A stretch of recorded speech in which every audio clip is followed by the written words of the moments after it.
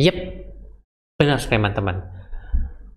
Hati saya mengikuti market, yaitu saat ini sedang galau. Bukan karena patah hati, karena memang situasi dan kondisi yang sedang tidak kondusif, teman-teman. Ya, seperti yang teman-teman ketahui, pada saat ini sedang ada perang antara Rusia dan Ukraina. Dan belakangan sepertinya sudah makin panas ya teman-teman ya. Kemudian kenaikan tingkat suku bunga di Amerika. Ini juga menyebabkan para investor cabut dulu lah dari market-market high risk untuk mencari market-market yang lebih tenang karena kondisi memang sedang tidak enak. Perang bukan di ujung mata lagi, tapi perang sedang berlangsung. Kedepannya bagaimana ya, mending ambil dananya dulu, disimpan terlebih dahulu, seperti itu ya teman-teman ya. Dan di video kali ini mungkin saya agak lebih lemah, lebih lesu, ya karena portofolio saya juga merah kebakar semuanya.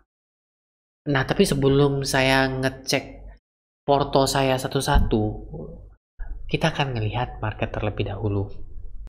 Secara berita ya teman-teman ya, secara news terkini, kita ketahui bersama kondisi saat ini adalah perang antara Rusia dan Ukraina itu menyebabkan ya kita semua termasuk investor dan mungkin trader ya teman-teman ya, di aset investasi itu hatinya nggak tenang. Ini mau kemana nih arah perangnya nih?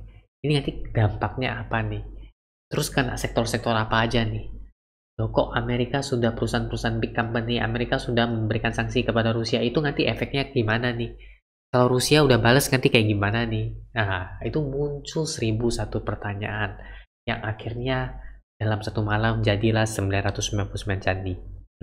Nah, bukan seperti itu. Jadi muncul banyak sekali pertanyaan yang membuat ragu para investor, apakah masih aman kita invest untuk di saat seperti ini? Alangkah lebih baiknya kita tarik terlebih dahulu karena memang ada wacana untuk kenaikan tingkat suku bunga oleh The Fed di Amerika sana. Oke, jadi secara untuk news dan berita, saya rasa paling utama ini adalah soal perang. Jadi kita nggak usah istilahnya sebagus-bagusnya big company apapun, kalau kondisinya tidak mendukung, mau laporan keuangannya cuan segede apapun, ya kalau faktor eksternalnya lebih parah seperti perang, bencana alam dan sebagainya ya teman-teman yang tidak terduga, itu otomatis juga akan berdampak pada perusahaan tersebut di aset investasi apapun ya. Walaupun di video kali ini kita lebih spesial ngomongin saham di bursa Amerika, karena saya investasinya menggunakan GoTrade teman-teman. Dari sisi itu sudah, mari kita melihat di sisi lainnya yaitu teknikal. Nah teman-teman, jadi ini adalah DJI Dow Jones ya teman-teman ya. Ini adalah grafik dari DJI. Bagi teman-teman yang baru lihat di video ini, mungkin teman-teman heran kenapa sudah ada gambar-gambarnya. Tapi bagi yang sudah ngikutin atau udah subscribe saya dari kemarin-kemarin, bukan dari kemarin-kemarin sih, dari dulu ya teman-teman ya.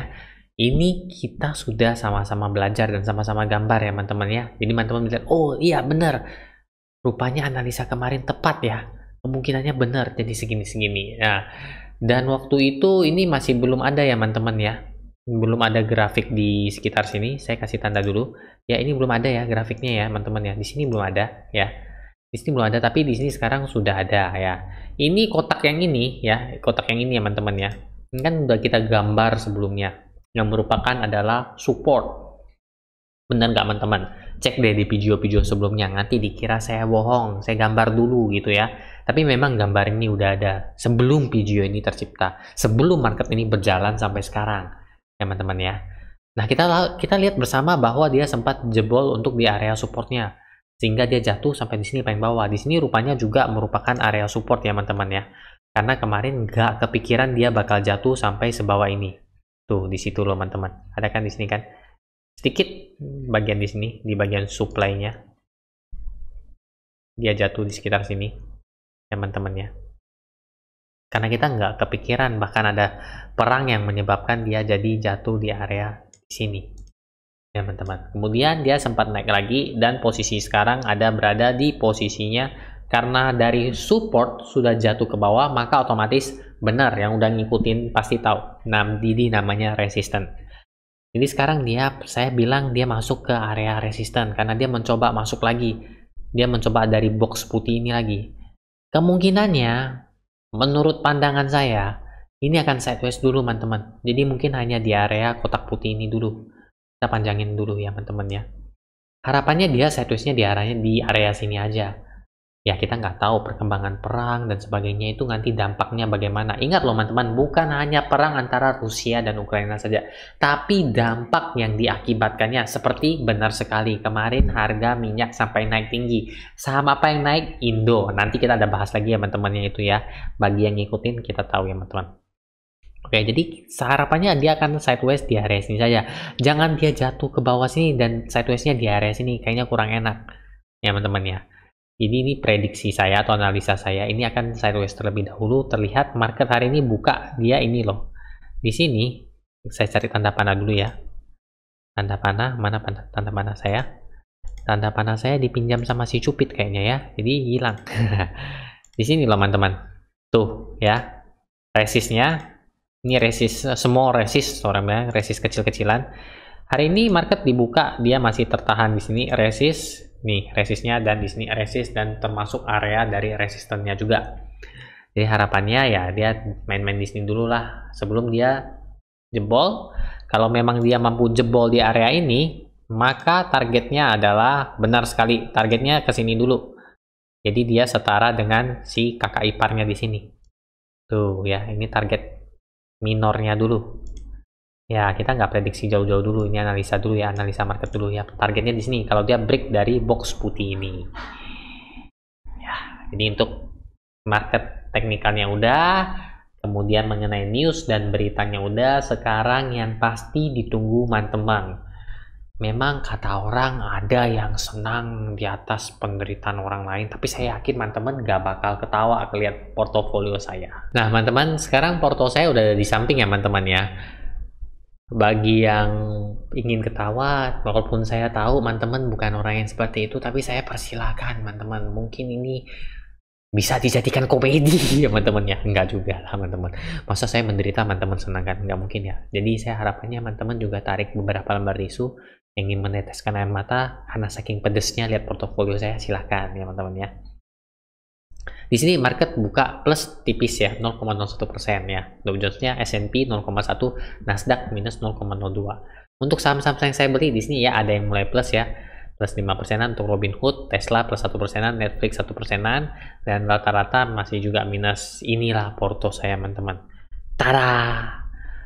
Minus 10% untuk Tesla, Nvidia 11%, Netflix 31%, Microsoft 6%, Robinhood 29%, Meta 31%, Disney minus 9%, AMD minus 17%, Adobe minus 21%, dan Apple minus 1,7%.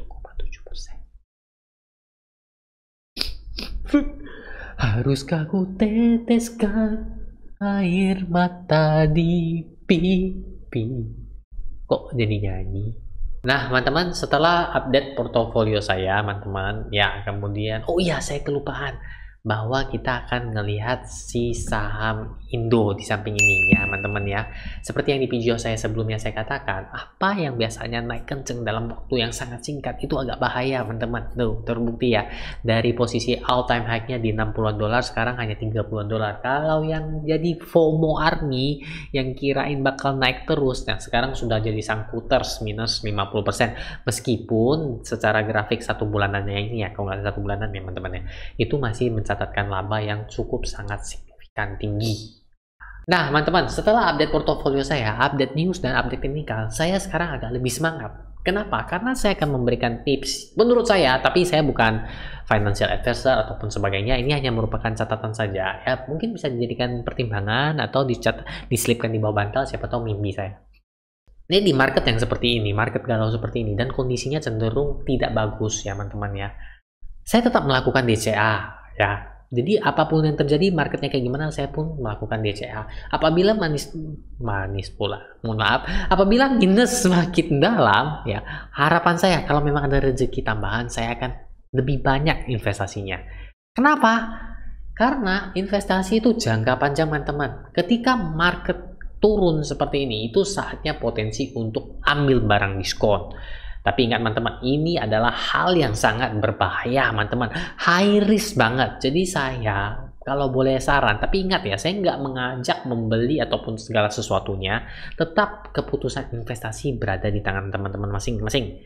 Oke, lanjut lagi. Jadi saran saya, kita harus ngebidik big company dengan track record yang sudah bagus dan saatnya kita cicil beli dia. Karena di saat seperti ini harganya murah. Teman-teman tentu tahu beberapa perusahaan yang sempat saya review belakangan ini itu mencatatkan laba yang demikian wow.